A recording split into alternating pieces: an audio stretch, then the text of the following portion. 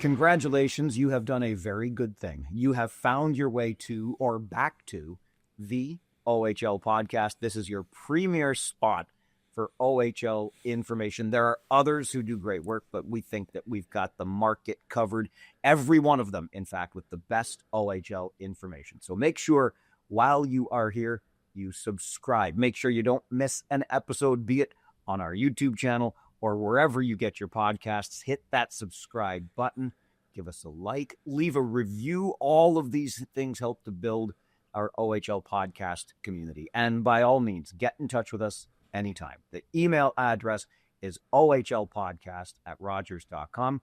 My name is Mike Farwell. You'll find me on X at Farwell_OHL. The guy on the other side, my buddy Dan Mahar, you'll find him on X at his name, Dan Mahar. I mentioned YouTube. I mentioned anywhere you get your podcasts.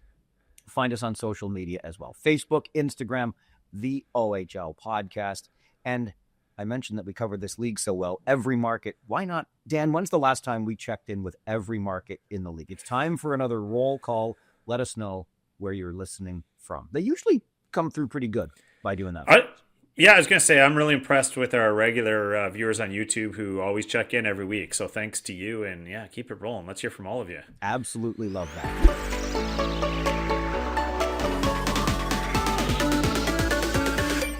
A little bit of housekeeping as we get things underway for another week here on the OHL podcast. I want to start with this. This is a YouTube channel bonus if you're watching on our YouTube channel, because then you can see this beautiful thing. Now I'm covering my microphone, but this was brought to me by our buddy Moose, the bus driver for the Kitchener Rangers. It is a cover of the Rolling Stone magazine with the greatest rock and roll band in the history of rock music on the front, Rush. I know this because, well, I know music. Rush is the greatest band ever, not just Canadian band, ever. And by the way, Moose Tracks is a fun part of our OHL podcast YouTube channel because, as Dan, I'm sure you know, the bus driver for the Kitchener Rangers, who earned the nickname Moose by dodging moose on Highway 17 between North Bay and Sudbury. The man is quite the character. Well, and you know, it's obviously he's bringing you little gifts like that. I mean, it's amazing. Like, you look behind you and like you get showered with some pretty cool stuff from your contacts around the league. Absolutely. We got the Belleville Bulls jersey behind me, the Cornwall Royals jersey behind me. That's coming up this week with some information about Cornwall and perhaps returning to the Ontario Hockey League. Still to come on this episode of the OHL podcast, but I am spoiled. And speaking of Highway 17, it was somewhere around Sturgeon Falls that our bus driver, Moosey, dodged those moose, earned his nickname, and the Highway 17 rivalry won by the North Bay over Sudbury battalion, that is.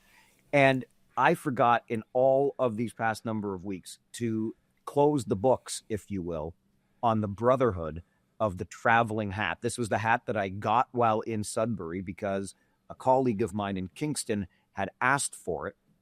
So we thought we'd take it on a little adventure around the league. It was a game day giveaway in Sudbury. It traveled around across the border. We took pictures of it in various places. And finally, I mean, I wish I could show it to you again. And I thought, Dan, we were going to get it onto the head of Dale Hunter for just the briefest of moments. But we failed in that regard. But we did deliver the hat to Alan Etmansky in Kingston. The Brotherhood of the Traveling Hat came to an end in mid-February when the Rangers made that trip to the Eastern Conference. Nice to see that come to its final destination. You know, as having been one of the steps along the way, and with this large coconut on top of my neck, barely being able to get that thing on my head. I'm not sure that Dale Hunter wanted to try. So we have added the picture of the handoff of the hat to Alan Etmansky in Kingston, again, to our visual version, the YouTube version of this podcast, so you can see the final handoff. It reaches its final destination. On that same trip, it went for us, Kingston to Ottawa to Peterborough. And I was telling the Peterborough cheesecake story because when Kingston had been in, head coach Troy Mann was quite impressed that cheesecake was served in the media room. They had some cheesecake when I was there a few weeks ago. Absolutely loved it. Like, that's bringing up the rankings of the media rooms for sure. But another little tidbit that I picked up while I was there that I think is just worth mentioning because, Dan, you know as well as anybody, one of the best rivalries historically in this Ontario Hockey League is the rivalry between Oshawa and Peterborough, right? One of the best we've got in this league. Arguably the best, but yeah, for sure. Yeah. Absolutely. And you go back in history, you hear all kinds of great stories about the goings on off the ice, going to the dressing rooms in that old barn. I remember a story with one of the former coaches in Oshawa where he said, when we're coming into Peterborough, you could feel the energy on the bus because you knew what was going to happen when you got there. All kinds of great stories. So, the cities don't exactly love one another. And so when Showergate happened in Oshawa, Peterborough fans were having a blast, right? Because of those smelly Oshawa fans. Then, of course, the teams play. And what does Oshawa go and do? But hang an 8 on Peterborough. So the Pete's kind of stunk in the game. And to rub salt in that wound, Dan, there was an Offspring concert scheduled to happen at the Peterborough Memorial Center in February. But there was so much snow and the building is so old that the concert promoters weren't sure that the old PMC's ceiling would handle all the rigging for the concert. So they had to postpone it or, in fact, cancel it. And you'll never guess where the Offspring concert got moved to. Oshawa. Oh, yeah. The Tribute Community Center. So they may smell in Oshawa, but they beat Peterborough in the most recent meeting. And then they got the Offspring concert. And just imagine being that fan in Peterborough who, if you still wanted to see the show, had to travel down 35-117 to Oshawa to see the Offspring concert. Great stuff. Well, yeah, a lack of self-esteem in Oshawa due to hygiene reasons, and no self-esteem in Peterborough either, right? Not at that point. Not at that point. I like the Offspring reference. I see what you did there. And I knew you'd get it. And one final note I want to let you know about. Dan and I talked about this on the show last week. We are getting closer to awards season as the regular season comes to an end. So we'll be handing out some hardware across the Ontario Hockey League. And we talked about the 3 players in league history who have won both the Max Kaminsky Trophy as best defenseman and the Red Tilson as most outstanding player. They are Ryan Ellis, Brian Campbell, Brian Fogarty, Windsor, Ottawa, Niagara Falls, Flyers, or Thunder from back in the day. Sorry. Yep. So those 3 guys won the best defenseman and the best player overall. There were also 3 pairs of players that won it from the same team that we told you about. Denny Potvin and Don Lever in Ottawa. Alan McCauley and Sean Blanchard in Ottawa again. Darren Radish and Alex DeBrincat in Erie. And thanks to the fantastic listeners of this podcast, we can add to that list Brendan Bell and Corey Locke from Ottawa again. Danny Severette and Corey Perry from the London Knights. And Noel Hoffenmeyer and Marco Rossi of the Ottawa 67s, doing it most recently in 2019. Even that year, you've got the most outstanding defenseman in Hoffenmeyer, the most outstanding player in Rossi, and for good measure, the 67s threw in Austin Keating as the top OA that year. So just thanks to the community for adding more names to that list. But how about the Ottawa 67s representing, Dan? Brian Campbell, the defenseman, winning both for the 67s back in the late 1990s. And then you've got Bell and Locke. You've got Hoffenmeyer and Rossi. You've got McCauley and Blanchard. Like 4 of these 8-9 occasions are Ottawa 67s. That's pretty impressive stuff. Very, and I kicked myself for not remembering that because the Corey Locke, Brendan Bell year was notorious for a lot of reasons. First of all, Corey Locke and Matt Foy put up ridiculous numbers up front, and Brendan Bell on the back end as well. The reason I say it's notorious is a kind of backroom trivia. After that season, there was a lot of questions. It kind of hit a fever pitch around stat padding.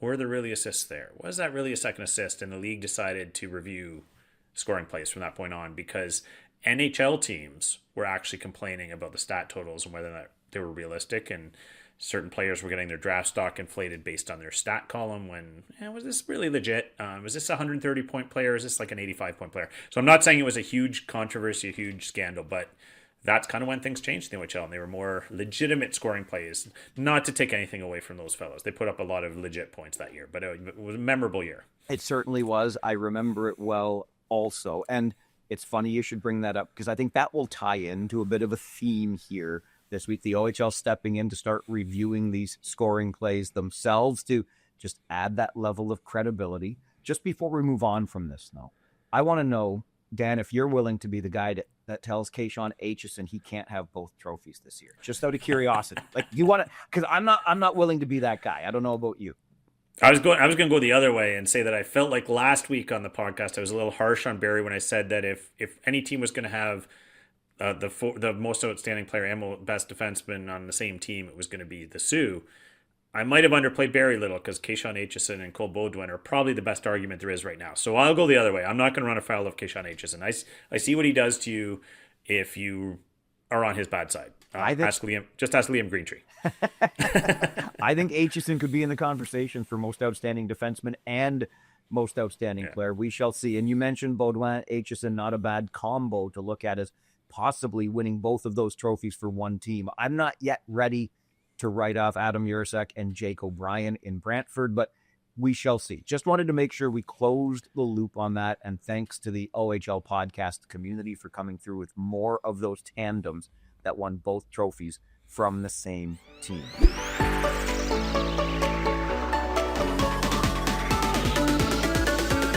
As we move into information from this week, and Dan, it's one that you brought forward.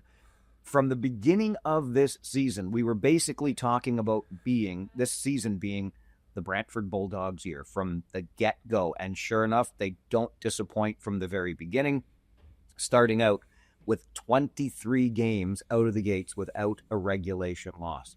But all of a sudden, maybe it looks like the Barrie Colts have kind of caught the Bulldogs' pace and are asserting themselves as the best team in the Eastern Conference.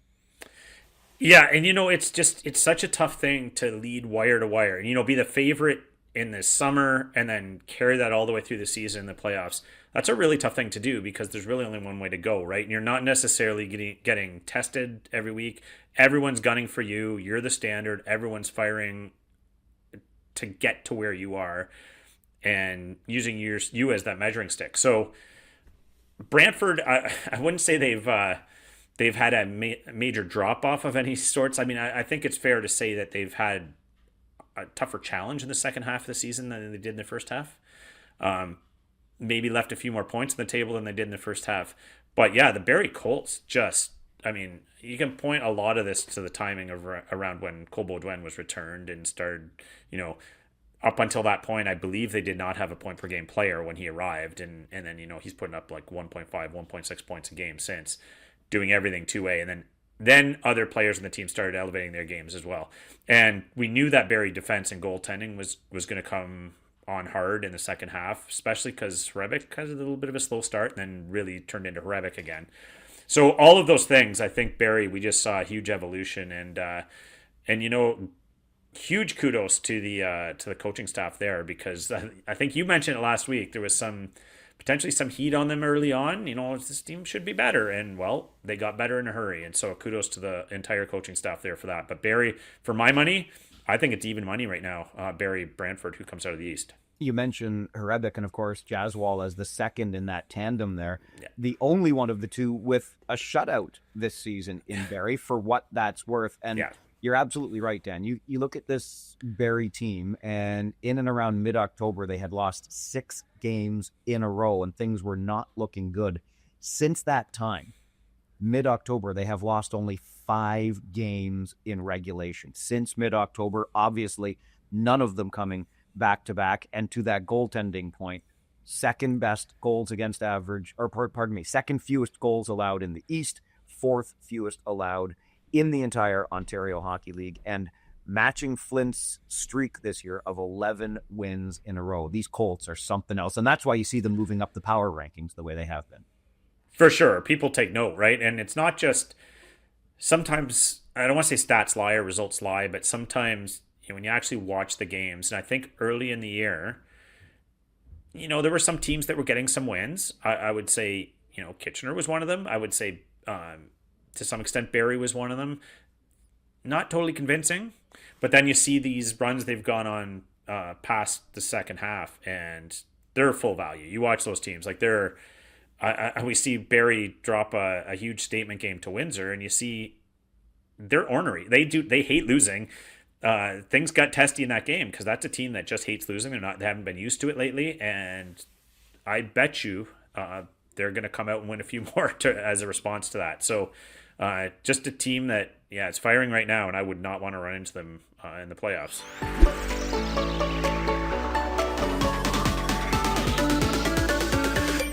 Something that's been on my mind, Dan, I want to run by you this week on the show, and that is officiating. And I'm not going to be that guy. Neither of us is going to be that guy that sits here and talks about how bad it is, because that's not what we do. And frankly, we know how difficult the job is. This is not that. What I'd like to run by you, though, Dan, is the idea of making officials, referees specifically, in the Ontario Hockey League full-time employees. Is there any way I could convince you that that is a good idea? You could convince me it's a good idea. I'm not sure you could convince me it's a viable idea. I'm not sure the economics work out is all. I mean, there's a whole lot of factors come into play in terms of once you start, putting full-time salaries on league payroll, and where's that money come from, and do we maintain the same officiating crews? Like, a lot of these people have full-time day jobs. Is it going to be enough to entice them to switch over to full-time officiating? What do they do in the off season? I just think there's a lot of questions that make the viability come into question. But in terms of would it help? For sure, I think so. Well, there's no doubt that the economics are the biggest reason that these jobs for both referees and lineys in the Ontario Hockey League are side hustles, to say. I mean, I think that's a fair way to describe it. Like you said, these men and women have full-time jobs elsewhere. They'll come out, they'll go for a skate, they'll call some penalties on the weekends. It's not a bad little bit of extra money, and off you go.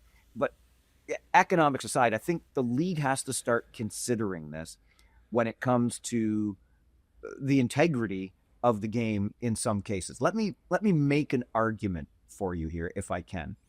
And it's based on, and I'm not calling out anybody by name, but it's based on the fact that we saw in the past week or so a coach kicked out of a game and then subsequently served a 2-game suspension. And he got kicked out of a game with 19 seconds left when his team is winning 3-0. Like, what on earth would have to happen in that situation for that coach to get himself ejected from the game, right? Like, you got to wonder. Obviously, I don't know what was said. Like, you'd have to think something pretty egregious would have to be said at that point, or some sort of wild misunderstanding. Those are really the only two explanations. It's a bizarre set of circumstances to see that happen. Absolutely. It's got to be one of those two. And so you are old enough to understand, Dan, I know, because you and I have had this kind of conversation outside of this podcast, that every day, every single person you encounter in this world is dealing with something. I call it the suitcase analogy. Others have different descriptions of it, but for me, it's like everybody's got a suitcase behind them. And it's not a competition, but some suitcases are heavier than others, or on some days your suitcase is heavier than mine, whatever the case may be. I saw this in an even more modern context. Just recently, it came across my feed on social media, and it was a really cool high-level overhead shot of a busy public square, people walking around this intersection, and they all had captions beside their images. One was, going through a divorce, just got bad news at work, caring for an ailing parent, whatever. Because it just goes to show that every single person, every single day is dealing with something. And of course, the more we can remember that, the better our interactions might be. But let's just say, for argument's sake, that we carry this now into the Ontario Hockey League, where you have, as you've already pointed out, Dan, referees and lineys who have full-time jobs, and then come and work at their side hustle, right? So maybe they had a really rotten day at their full-time job. Maybe they got reamed out by their boss. Maybe they lost a big sale. Maybe, hell, for all we know, maybe they lost their full-time job, that whatever the case may be. So they come to this place of work for their side hustle where everybody else, and I might even go so far as to argue the players, I mean, virtually in this league, it's a full-time commitment. I know they try to balance their studies and stuff, but they're developing, trying to get to the next level. It's a very professional, top to bottom environment that these part-time officials are walking into. And if they're having an off day, that might impact the way that they see the game, their level of patience with the players or with the coaches, whatever else might be going on there. And then if we see something, using the example that we've already shared, where there's 19 seconds to go, your team's up 3-0, you end up being ejected and then serve a 2-game suspension, all of a sudden you're the full-time person. Your job is reviewed by wins and losses. I mean, what if the next 2 games go south and the part of the game that you're responsible for doesn't work well? And then all of a sudden that's a reflection on you in your full-time career because somebody who had a bad day at their full-time job came in and thought, I don't know, the things just weren't great for them that night. It impacts you in the game as a full-timer, and that official just goes back to their full-time job on Monday and starts collecting their paycheck again when it could impact your ability in the game to earn your living. There's my argument for you, Dan, for full-time referees in the Ontario Hockey League.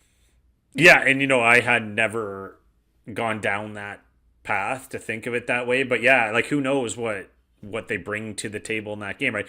From my standpoint, I just see, in terms of these part-time officials, I can't remember a game where they were short, someone didn't show up, someone wasn't there on time. Like from a professionalism standpoint, they all seem to be holding up their end of the bargain. Who knows what happened to them during the day, but I can imagine that does weigh in some nights, right? So imagine you're a bus driver, except you have 5,000 people on the bus, and that 5,000 backseat drivers. You've had a bad day, and you've got that. Yeah, you might not be in the right frame of mind. So, I mean, maybe there's a point to be made there about they remove some of those other distractions and they're full time with the league, that piece is missing. Yeah, I think you're always going to have some, what's the word? I guess some variation in personality and moods and temperaments. And I think of a mic'd up conversation I saw. I don't know if you caught this in the outdoor game between Zadorov of the Bruins and the official. I forget which official it was in the NHL, but Zadorov made a joke with him, was just joking around about how come the goalies don't have to serve their penalties and I do. And the ref was like, okay, let's move on. And I was just, whoa, okay, the ref, not much of a sense of humor on this fellow here, right? So I think no matter what you're going to do, there's going to be variation in who you're dealing with. But I could see a minor point there that could be a factor, sure. Yeah, and look, everybody's going to be carrying baggage. Those coaches could be carrying baggage from something else outside the game when they come to the rink that night or whatever the case may be. And I want to be clear again. I think, I host a post-game show following every Rangers home game, and I hear from fans all the time, oh, the refereeing was this, the refereeing was that. That's a fan thing. I don't get into that. I think we have a pretty damn good bunch of crews in the Ontario Hockey League. It's very few nights do I come away from the rink thinking, boy, oh boy, they let that one get away or this was awful or whatever. And you and I have talked about it before. That's not what this is about. What it's about is this idea that if things don't go well for referees, okay, they might lose games into the OHL finals and the Memorial Cup opportunity. So, a few bucks here and there that they might not be able to earn because their regular season wasn't as good as they would have liked it to be or the league would have liked it to be. But their bread and butter. The bread is still being buttered by that full-time job.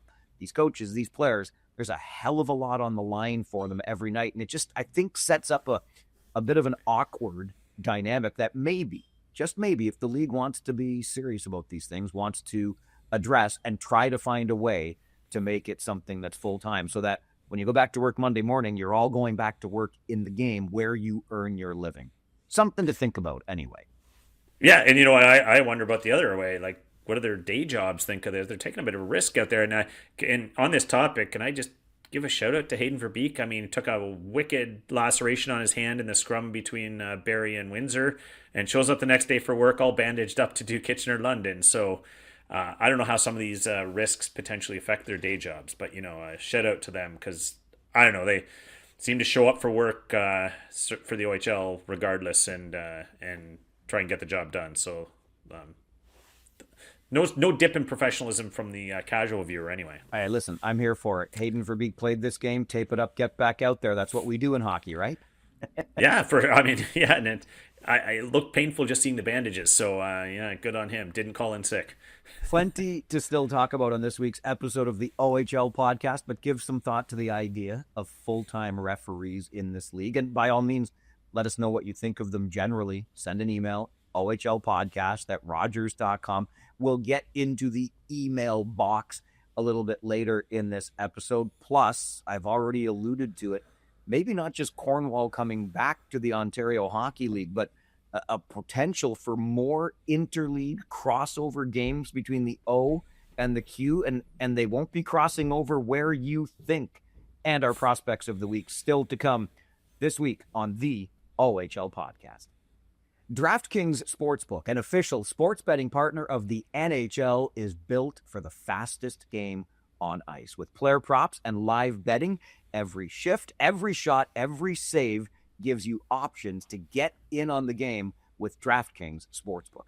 New customers bet just $5, and if your bet wins, you'll get $300 in bonus bets instantly. Download the DraftKings Sportsbook app and use code THPN. That's code THPN to turn $5 into $300 in bonus bets if your bet wins. In partnership with DraftKings, the crown is yours.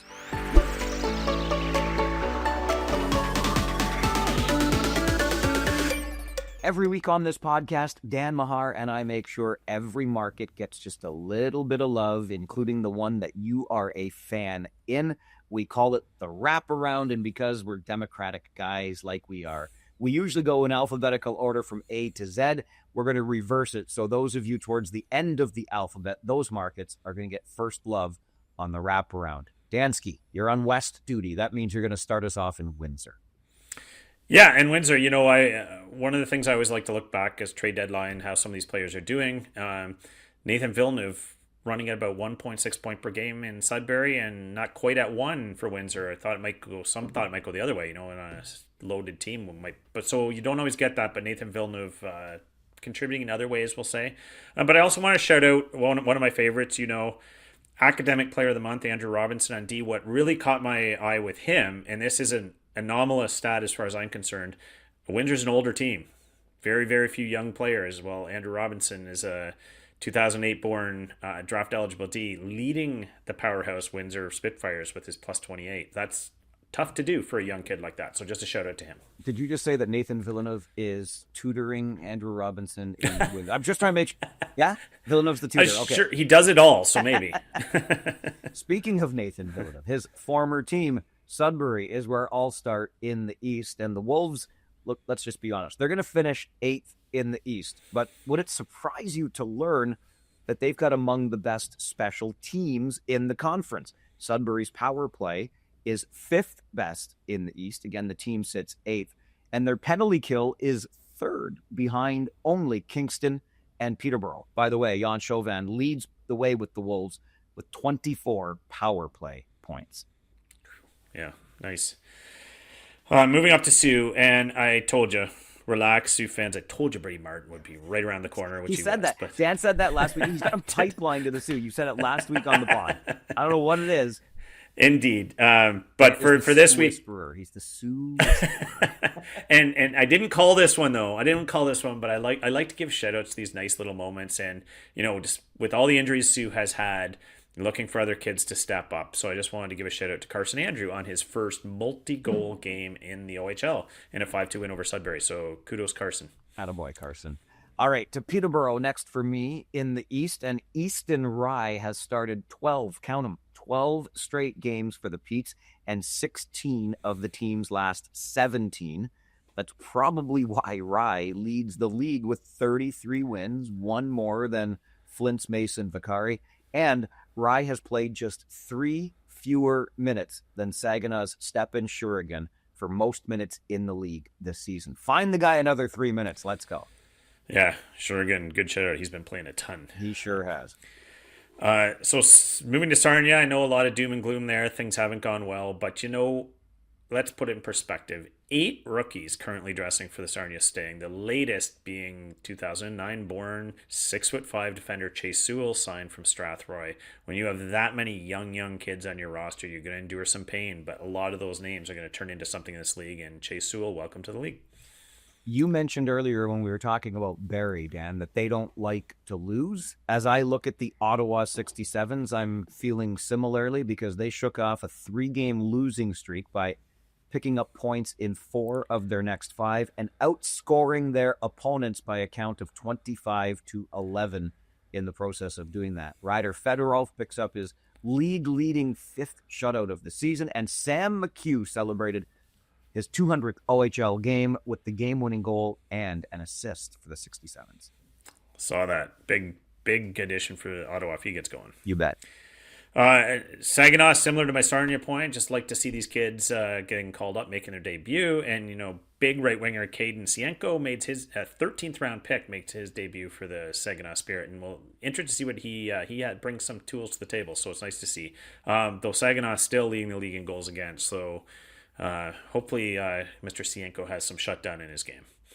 You mentioned this with regard to Sarnia a moment ago, and when it comes to Oshawa, yeah, it's tough in a rebuilding season to find these positives. But how about this? Since their 14-game losing streak, the Oshawa Generals are 7-9-1 in the next 17 games. That's a quarter of a season, and that almost doubles the Gens' win total for the season. Also, here's some nice memories for you, Oshawa. That Memorial Cup you won in 2015, behind your bench at that time was DJ Smith, who won 135 games coaching in Oshawa. He's just been named the interim boss in LA for the Kings. So some fond memories for Gens fans.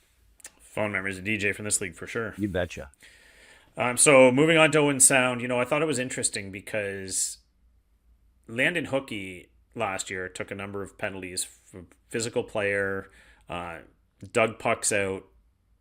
Pierce Bowie looks to me like he's missing that this year. He's struggling to find that hooky influence on the roster, but the penalties have not gone away for the team in general. Owen Sound, the first team to hit the 800 penalty mark in the league this year, and to put that in perspective, wowzers, right? And to put it in perspective, the Kingston Frontenacs have not yet hit 500. So what there's you're one saying, issue. Owen Sound takes a lot of penalties. A lot of penalties. Lot of penalties. So something to be said for being gritty and intimidating. But we'll just leave it at that. Okay, but we'll let the butt hang. Exactly. All right. North Bay, the next stop for me in the East. And Dan, this is a guy you mentioned last week as well. Jack Lisson, who can now lay claim to his first career shutout. He made 21 saves in the Battalion's 5-0 win over Niagara. And don't look now, but North Bay has won 8 of 9, and they're just 1 point back of Peterborough for 4th place in the Eastern Conference. And that, of course, would mean home ice in the first round of the playoffs. They're running right now in North Bay. They are, yeah. It's like a steamroll lately. Yep. So Mike, when teams sell and buy at the deadline, one of the most fascinating things to me is what happens after, and you always think, we're gonna sell and it's gonna be a rough last few months, right? Well, the London Knights running about 580, 585 prior to the trade deadline, decide, okay, we're not good enough this year. We're going to sell off Sam O'Reilly, Jared Woolley, Julian Brown, Ben Wilmot. They're running over 700 since that deadline. So somehow, some way, and I mean, I could go down the roster of guys that have stepped up and played. I mean, Mr. Mitchell on defense really caught my eye this weekend. I thought he's playing terrific hockey. So sometimes the voids get filled and surprises happen. So yeah, sellers don't necessarily have to suffer. Well, and not to take anything away from the other guys, because you're right. I'm sure we could find a list that both of us would like to give shout-outs to, but how about Sebastian Gatto with goal? Well, come on. Sebastian Gatto is just a terrific find. I mean, a bit of an older, like a 2006 born player. So, I mean, goalies, it pays to be a little older. They've honed their craft a little, and a big kid, and just, phenomenal numbers out of him this year. Niagara, the next stop for me, and this is just a little bit of an oddity, I suppose. How about back-to-back extra time games for the Ice Dogs? 1 in overtime, then 2 in shootouts, and Niagara won them all, which is good because it helped them clinch a playoff spot.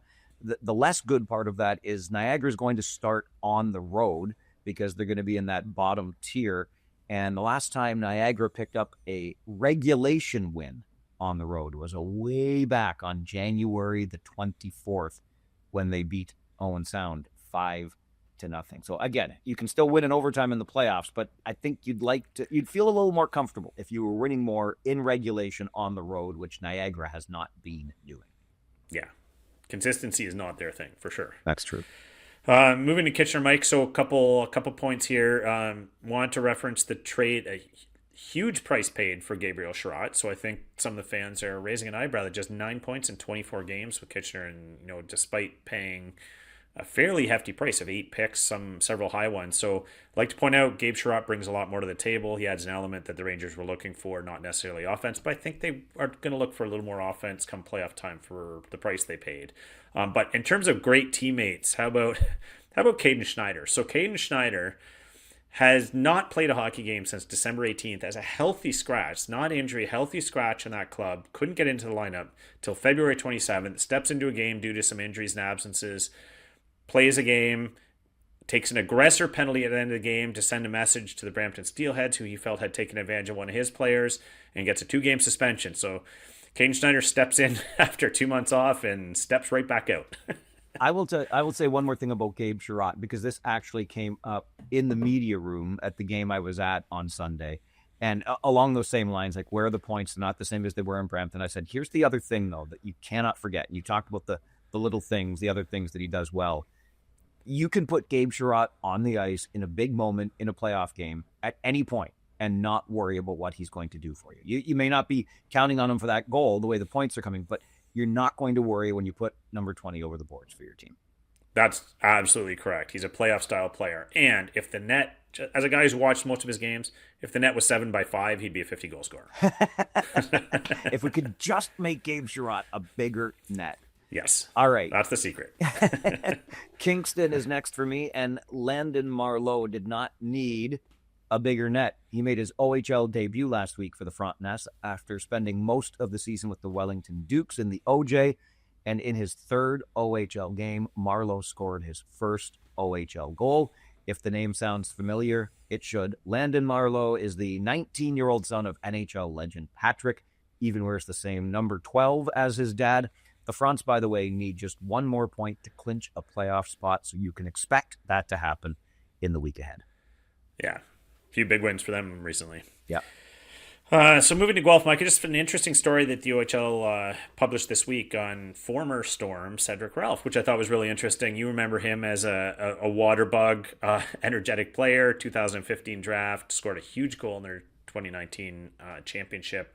Just a pesky guy who really started to pile up points later in his OHL career. But what's interesting is that in this article is it talked about the connection between players and the academic end of things and the scholarship money they get from the OHL. And he applied his at St. Mary's University in psychology, and he is now specializing in peak athletic performance. So he's actually going to work in the field that he came up in and help athletes figure out the mental side of the game and how to perform better. So not all roads lead to the NHL, kids. That doesn't matter. A lot of the roads lead to great places, and Cedric Ralph is a former Guelph Storm demonstrating that. That's a great story.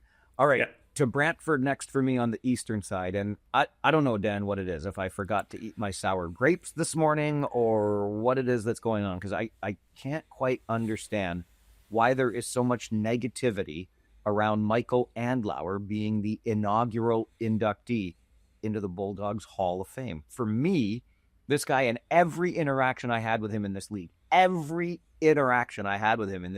back to the days in Hamilton, was a positive interaction. He exuded class and being just the kind of owner you'd want in this league. And now the new owners are saying, yeah, this guy it was so good that we're making him the inaugural inductee to the Bulldogs Hall of Fame. What am I missing, Dan Mahar? Why are people, should I get off social media? Is that what I'm doing wrong? Maybe. I mean, I'm certainly not close enough to discount the feelings of some of these people that were negative. But yeah, from afar, like, it looked to me like Michael Andlauer did as much as he possibly could for all the markets he's been in, including Hamilton. But the sentiment seemed to be, well, yeah, junior hockey's no longer in Hamilton. He was a big part of this, so how can they possibly So anyway, I'm not again, like I said, going to discount feelings, but from my seat, it certainly looks like unfair criticism. Okay, I'll discount the feelings. Hamilton, you lost your team. He didn't take it away from you. He tried everything he could do. Hamilton, good luck. Poor Bridgeport coming in there now, becoming the Hamilton whatevers. Good luck to the American League in Hamilton again, because they just keep they chew you up and they spit you back out. That's what Hamilton does to hockey teams. I love you as a city. I don't know why you don't like hockey enough there, or why you treat the teams that way. But well, good luck this time, Hamilton. That's all I can say. I don't think it was Michael Landlauer's fault. That's all. One of life's mysteries with Hamilton hockey, for sure. Yes, sir. Yeah. Okay, I'm going to test you, Mike. Don't expect you to get it, but if I were to ask you which goalie in the OHL has the most goals saved above average, who would you think that is? Most goals saved above expected. Above expected, sorry. Yeah. Zachary Jovanovski. Great guess. But no, close. Mason Vicari. And when you think of all the great goalies that are in this league, he is certainly one of them. I'm not sure he's the name that floats to the top in most people's minds. See, it's my own. I was trying to go back, see what I tried to do there, but I saw what you tried to do. Yeah. I'm totally cheating on my exam, Your Honor. You were using good sound logic. But you did the Cedric Ralph story already, damn it. Yes. Okay. We had moved to Flint.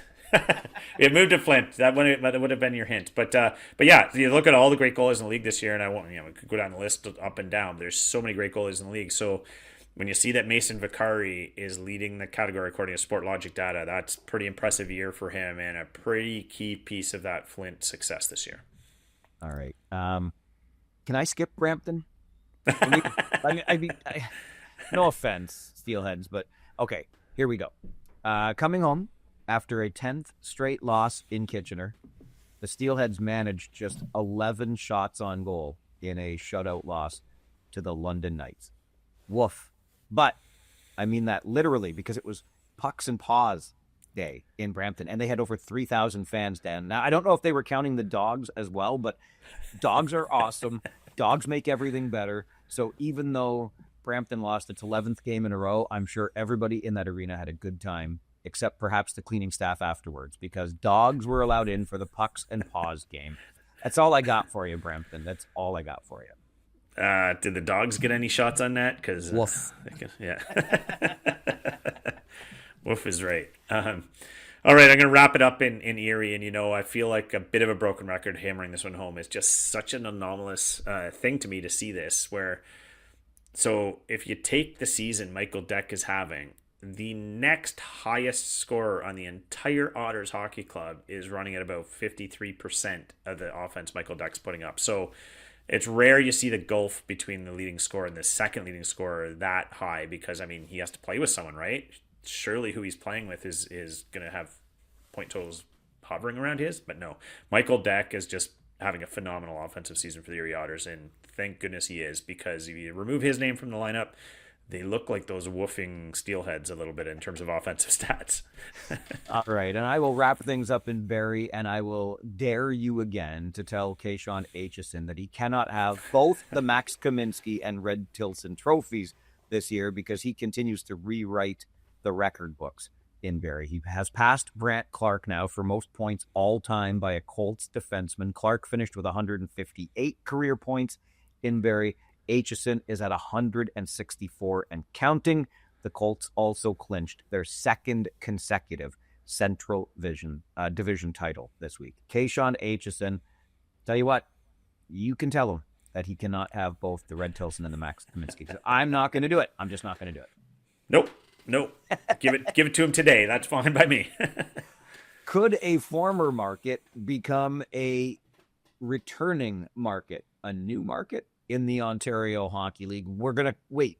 Interleague play where? And a dip into the email inbox, as well as your prospects of the week. All of that still to come on this week's episode of the OHL Podcast.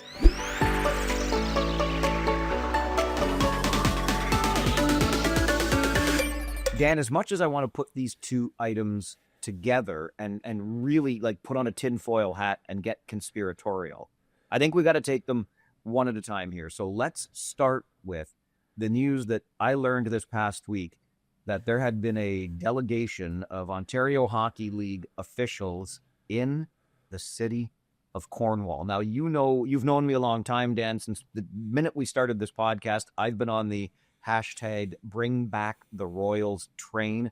I would love to see that market return to this league. I have very fond memories. There's a very rich history there, most of it when they were a Quebec League team.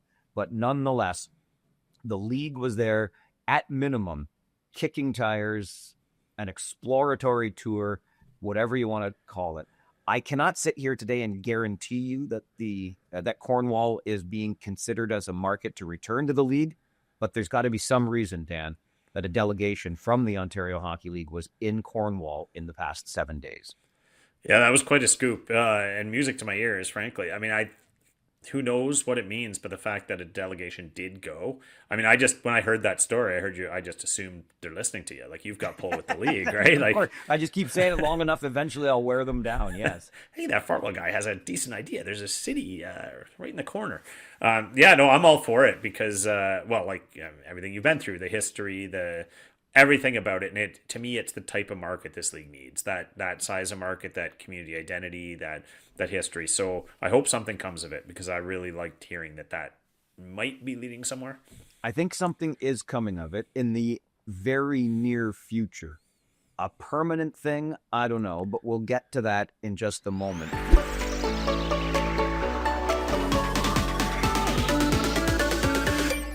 Our good buddy Jeff Merrick is reporting that the Ontario Hockey League is close.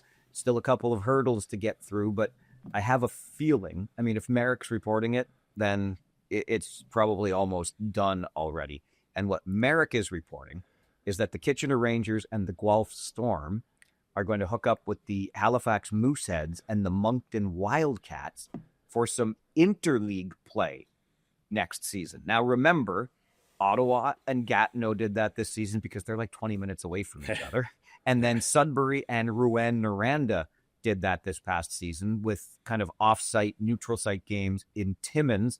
I should have looked how far it is, from Rouen-Noranda to Timmins. But it's a couple to a few hours away for both of those teams. Okay. Kitchener, Guelph, Halifax, Moncton.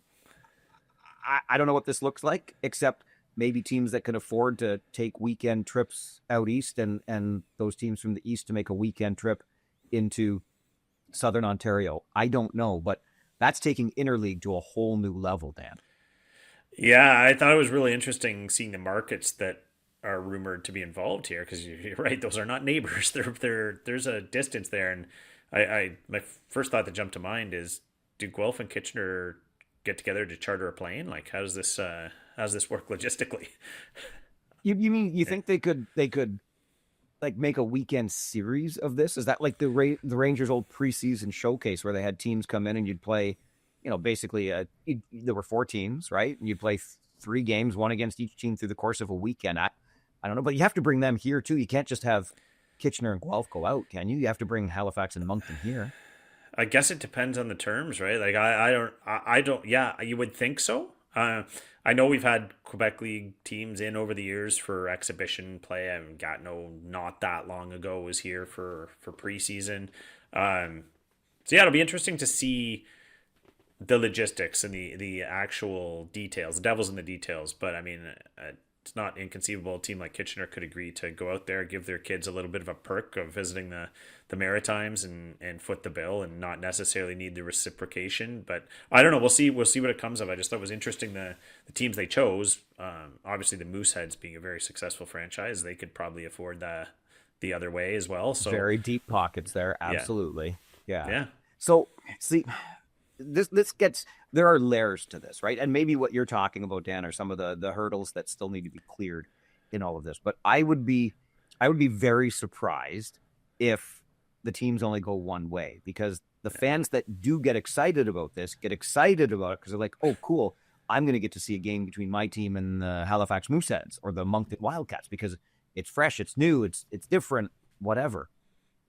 So I understand that from a fan's perspective. I get the appeal in that regard. And I think you touched on something else, Dan. What kind of experience are you offering these players to maybe play a game down in the Quebec League, because in this ever-changing or this rapidly changing junior hockey landscape, if you want to keep players, maybe opportunities like this is a way to do it, right? Give them little perks like this as an example. I don't know. I'm just trying to build the case for doing stuff like this, because I keep coming back to, and we talked about this earlier this year when Ottawa-Gatineau and Sudbury-Rouyn-Noranda did it. First of all, it confused some of your fans because they didn't know where these other teams were showing up in the standings. And I maintain, and I admit maybe I'm a little bit of a stickler, maybe too much of a stickler, but I maintain that you cannot make points available to only two teams. Either everybody gets to play Halifax and Moncton, or nobody gets to play Halifax or Moncton. And Merrick has made this clear. These will be regular season games. I don't love it for that reason. You can't just throw points out there to a couple of the teams. In Guelph's case, this is the Memorial Cup host next year. Aren't you eating a little bit of your own lunch if you're the OHL/CHL? Because isn't one of the appealing things about the Memorial Cup seeing teams that you never get to see? All of a sudden, I already saw them play Moncton or Halifax. Who knows if that Quebec team makes it to the Memorial Cup? That takes away one of the unique elements of the Memorial Cup, chance to see these other teams from the other leagues. Now you're going to have them coming into Guelph's, home, where they're going to host the Memorial Cup later that year. From that side of things, I just don't understand it. If it's all about getting new matchups for the fans, the league can do that by listening to something else I've been preaching for years, and that is just rebalance their existing schedule. You don't need to. Guelph and Kitchener do not need to play each other 8 times. I love Guelph. We don't need 8 matchups against any team. Just rebalance your schedule, bring in some new teams, other teams more often, and you're going to re-energize your fan base. So I can't quite understand the logic for this. Yeah, I'm not sure either. Because if you think about it, does the league need this as a showcase? Does it do anything for does it question the integrity of your standings? Like you said, these regular season points are up for grabs to only these 2 teams. The league's never really been above those gimmicks, if you will. I mean, we saw Barrie and Owen Sound getting extra games. Was that fair to the other teams or to them based on the circumstances? Well, so I always say yes, because every other team still gets to play Owen Sound and every other team still gets to play Barrie. Just not the same number of times, I suppose, no, but right? that's fine. Yeah. That's unbalanced is always going to be there, and you want to play some divisional rivals more, geographic rivals, Erie, Niagara Falls, or Erie, Niagara. That's fine, but because every other team still gets to play them. No, only Guelph and Kitchener are going to get to play Moncton and Halifax, and that's not. I don't think that's right. Yeah, I'm with you. I'd only be guessing at the motivation. Is Guelph on board because this is a little bit of a preview for them to play another league, play in the league they're going to face in the Memorial Cup, to get a little bit of a test early on and climatize to play in that league? I don't know. There's a number of reasons why this might appeal to the teams involved, but I'm with you. I don't see the overall logic base here. I'm not sure why the leagues need it, but maybe the teams want it themselves. That just appeals to their kids. It's a perk they can offer. All right. I haven't forgotten my conspiratorial tinfoil hat. I was just finishing it to make it look as good as I can now, placing it onto my head, because I have learned since sharing that the league had been in Cornwall for whatever reason, that there will be games played in Cornwall in the 26-27 season. What do you think the chances, Dan, are that the Guelph, Kitchener, Halifax, Moncton games get played as neutral site games in the city of Cornwall? Well, now you're connecting some dots, Farwell. It's pretty good. You got to admit. And what do you need for a good conspiracy theory, right? You need something that just makes a little bit of sense, and this makes a little bit. It does, because then you look at the travel, and it's much more. I mean, it's still a hike for all involved, but much more palatable to get Moncton to Cornwall. That's what I'm saying. And Cornwall used to be in the queue. I mean, you see what we're doing here? Yeah. I think you've connected some dots. I like it. Okay. I wish I could make that come true. However, I have further learned that when the games are played in Cornwall next season, Brampton's going to be the home team. What? I'm not making this up. I took my tinfoil hat off. So whatever this interleague thing is going to be, I don't know. But there will be games played in Cornwall next year. They will not be these games. There will be other games played, maybe 2, maybe 3. And by the sounds of things, the Brampton Steelheads will be the home team in Cornwall. That's it. I don't think I was allowed to say that. Brian Crawford, you know the email address, ohlpodcast@rogers.com. Come on, I'm telling you. There you go. Have I mentioned the OHL podcast is your premier place for OHL information? There you go. I'll just say Major League Baseball has flirted with that over the years, making my beloved Montreal flirted Expos with playing with Cornwall? In Cornwall? The same concept, Okay. making a team whose attendance wasn't necessarily thrilling, having them play a couple of their home games out of market as kind of a threat to if you better start supporting this team, or maybe it'll move, and at the same time as a bit of a teaser for the new market. Hey, if you really want a team, show up for these games. So I think maybe there's a little bit of that recipe here psychologically. Bingo. And we should also point out that if it's one thing we know for certain, all conspiracy theories and fun, I do want Cornwall back as a market. The arena size-wise is fine. They're going to need to upgrade, particularly in the player amenities department, because they're not built for that in Cornwall right now, right? The league left more than 30 years ago from the Cornwall Royals, became the Newmarket Royals, now the Sarnia Sting. They're going to need to upgrade player facilities for sure.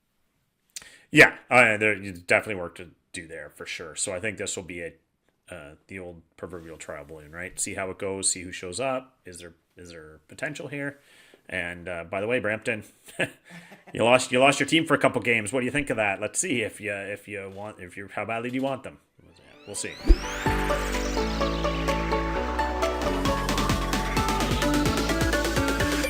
Just ahead of our prospects of the week, a quick look into the email inbox. Our buddy Brian sends an email. Stick around for the end, because where Brian listens from is something that you're going to, I think, appreciate. Dan and I kind of appreciate it. But Brian writes to ohlpodcast@rogers.com. Do the play-by-play guys actually take the time to learn how to pronounce names? While watching the games from Kingston and Ottawa the other week, I thought for a second the Rangers had somehow acquired new players. In Kingston, we had a Jack Pridham, and in Ottawa, we had Lacker Hulachar, which is a name Brian says he has actually heard pronounced many different ways. Most play-by-play guys get the names right, but some just butcher them. Listen, I bring this up not to harp on friends of mine across this league. Most people really put in some effort. I've seen some fly-by-night guys, though. I have. That's just being honest, and it ties into the whole conversation about full-time officials and some other things when it comes to the viability and credibility of this league. We have to remember that the league still relies on volunteers, essentially, for almost all of its video content. That's from the camera work to the people who are calling play-by-play, doing color analysis. You take your pick. Those broadcasts you see video-wise, TV-wise, are staffed almost exclusively by volunteers. And obviously, Brian has noticed that it might not be up to snuff in all cases. I think the league is walking a fine line when it comes to this. So I just wanted to raise that and throw it out there as a suggestion that I brought this up before too. Maybe it's an area the league, if it takes itself seriously, might want to try to shore up. I had fans interacting with me on X this past weekend, wondering about the capability, and apparently it's just one more wire connection that we need to run into a rink where fans could get the video feed, but the audio from the full-time radio or full-time play-by-play broadcasters in the league with just one more audio feed coming out of the rinks.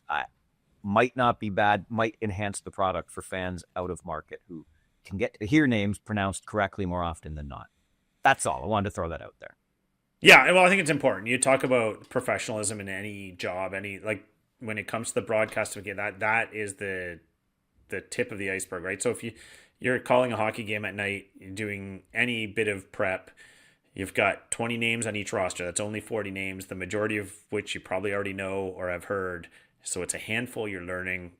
Ask the visiting team, ask the visiting broadcasters, check it on YouTube, do what you got to do to get those few names right. It's just a measure of professionalism. And as a guy who was asked at the rink today by someone if I thought Vanacker was going to make the NHL, and I had to say, oh, you mean Van Acker? I think it's important to these kids to have their names pronounced right. And the credibility of the league, the professionalism of the league. So it's kind of the least you can do.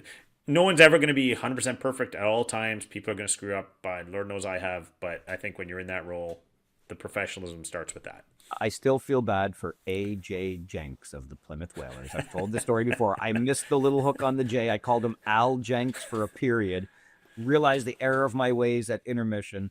Felt awful. And Pete Krupski, who was calling games for Plymouth, didn't let me live it down the rest of his time in the league. And deservedly so. It's A.J. Krupper. I know. I'm sorry. I got it wrong. I did.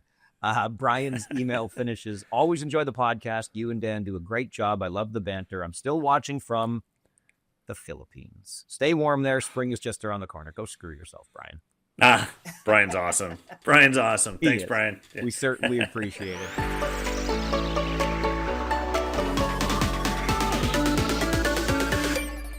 Okay, we got to wrap this thing up, but we never do before we give you our prospects of the week, the NHL draft eligible player that has caught the most of our attention. Dansky, who has caught yours?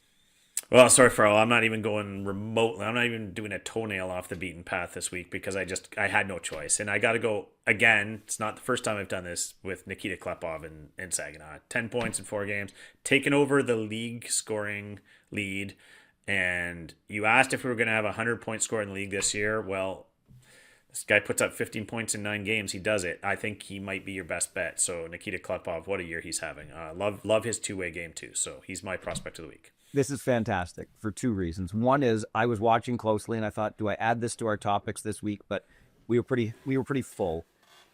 He might. In fact, I think he will, Dan. I think because when we started this tracking, Nathan Aspinall was leading the league and Klepov wasn't even in the top 5. The way this guy is putting up points, I don't think it's out of the realm of possibility. So we will escape the indignity, if you will, of continuing the streak of 60-plus years of 100-point producers in this league. I think Klepov can do it. Really interesting to watch down the stretch. Yeah. The other reason I love this is because my note on my prospect of the week literally says, because it's too easy to say I was watching Nikita Klepov. So there, it's a bit of a backhand shot at you there, Dan. But I'm just not going to go the easy way. And I had a feeling. I mean, how can you not? So maybe honorable mention. I'm watching North Bay and Ryder Cali there. 8 points in his past 8 games. And I think he's a big reason the battalion are buzzing right now. Wins in 8 of their past 9. Keeping Peterborough checking in that rear view mirror, right? The battalion just 1 point back for 4th place. You like the size, you like the vision, you love the shot, and you got to like Ryder Cali doing what he's doing at this stage of the season. So for those reasons, Ryder Cali of the North Bay Battalion is my prospect of the week. Not Cali Ryder. Speaking of professionalism of how you pronounce names, I wasn't going to It's easy to transpose. Anybody with 2 first names, you can't trust them, Dan. They've got Ryder Carey there as well. Right? They're just too confusing. So this is why, professional broadcasters, they'll work on that stuff. They'll get it right for you. And just imagine you're watching your Flow hockey feed. You can just plug in the old XLR and listen to North Bay. Boy, oh boy. Yeah, deserving choice. Very deserving choice this week, for sure. Yeah. All right. You deserve a break from us for another 7 days, so we'll call it an episode right here. Remember, we love the interaction. We'll probably read your email, and we'll go back and forth with you on YouTube, the OHL Podcast, on Instagram, the OHL Podcast, Facebook, the OHL Podcast, and you can email us anytime, like I'm sure the commissioner is about to do, OHLpodcast@Rogers.com. My name is Mike Farwell on X at Farwell_OHL. That guy over there, Dan Mahar. On X, at his name, Dan Mahar. This is your premier source for OHL information. New episodes every Tuesday of the OHL Podcast.